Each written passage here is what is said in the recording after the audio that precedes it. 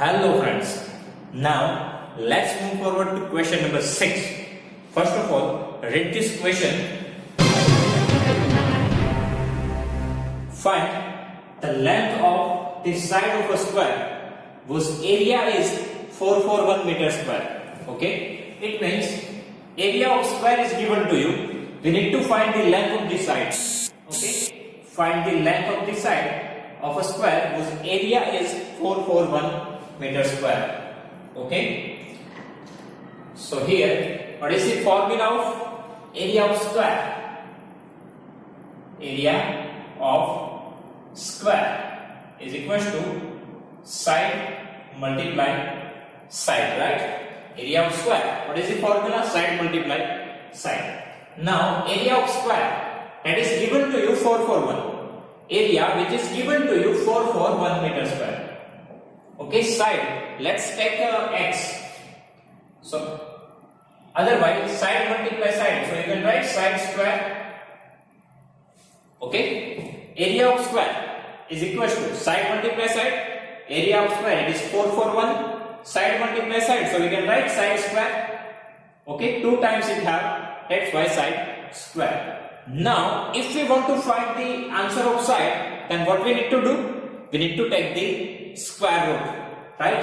From square, if we want to find the side, then what we need to do? We need to take the square root on both the side. Okay? So square root of 441, that is the answer of side. Area of square is equal to side multiply side. Area that is given to you 441, side multiply side, side square. Now if you want to find the side, then we need to take the square root.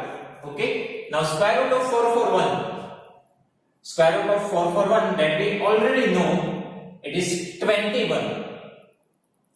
Right? It is 21. Otherwise, in this way even we can write it. Here, side multiply side only. Now 441, that means 21 multiplied 21. Right? We know that 441 is a multiplication of 21 and 21. Otherwise, you can also find the square root by any of the method. Okay, long division, prime factorization. So here, we can write in place of 441, 21 multiplied 21 as it is side multiply side. So your side is equal to 21. Okay, so side of square is equal to 21 and unit is meter square, so meter. Okay, so side of square is 21 meter. Area of square, side multiply side, 441, 21 into 21. So side 21, side 21, after every side of square 21 meter. After that, question number 7. In a right triangle ABC, angle B is equal to 90 degree. Angle B is equal to 90 degree. So your triangle ABC, okay, B it is 90 degree. If AB is equal to 6 centimeter, BC is equal to 8 centimeter, find out the AC. In right angle triangle, we have one law, it is Pythagoras theorem that you already learned in standard 7, triangles and its properties. Right? In right angle triangle, we have Pythagoras theorem. What is the Pythagoras theorem? Okay, in Pythagoras theorem, hypotenuse. Hypotenuse means what? Side opposite to this 90 degree. Side opposite to this 90 degree, it is called hypotenuse. So this is your hypotenuse. What is Pythagoras theorem? Hypotenuse square is equal to sum of square of other two sides. Okay. Now here, hypotenuse AC. So AC square is equal to AB square plus BC square. Reason is Pythagoras theorem. Okay, that you already learned in standard 7. Pythagoras theorem. What is the Pythagoras theorem? Hypotenuse AC square is equal to sum of square of other two sides. So AB square plus BC square. Now put the values here and find the AC. So here AC as it is. AC square is equal to AB square. AB it is 6. So 6 square BC, it is 8, so 8 square. Now AC square, now 6 square, that means 6 multiply 6, 36, 8 square, that means 8 multiply 8, 64. Okay, now AC square is equal to 36 plus 64, 100. If we want to find the AC, then we need to take the square root here. Okay, from AC square, if you want to find the AC, then we need to take the square root. And square root of 100, it is 10. So AC is equal to 10 centimeter. Okay, what is the Pythagoras law? Hypotenuse. Hypotenuse means side opposite to this 90. So AC square is equal to AB square plus BC square. 6 square 36, 8 square 64, addition 100. Then we need to take the square root. Square root is 10 centimeter. After that second question, here given same process. Right angle triangle ABC. Angle B is 90 degree. Now same Pythagoras law we need to use here. Okay, this is your hypotenuse.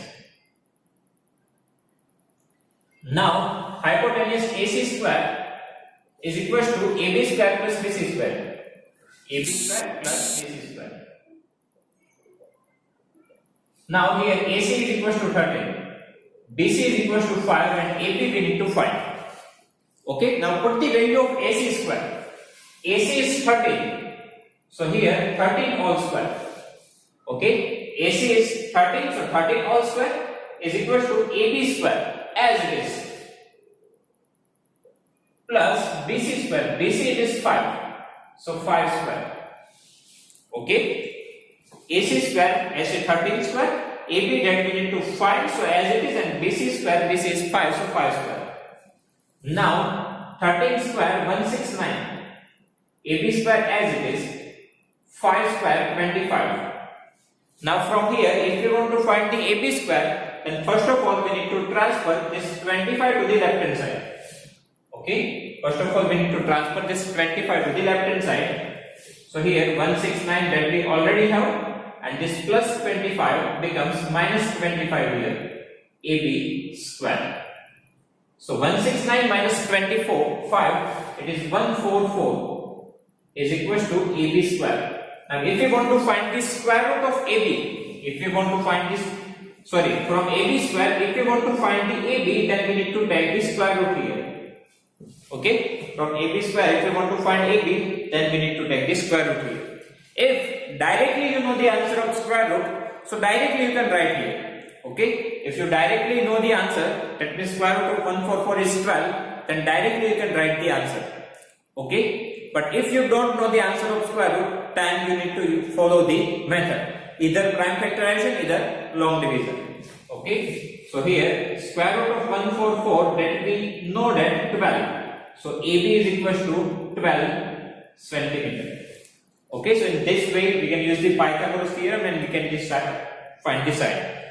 Now what is the application of Pythagoras theorem? When we need to use it? Whenever two sides of a right angle triangle is given to you, and if you want to find the third side, then you need to use the Pythagoras theorem. Okay, if two sides of a right angle triangle is given to you, and if you want to find the third side, then you can use the Pythagoras theorem. Okay, so students, if you have any doubt, so write down in comment section. I will give you the answer. Thank you.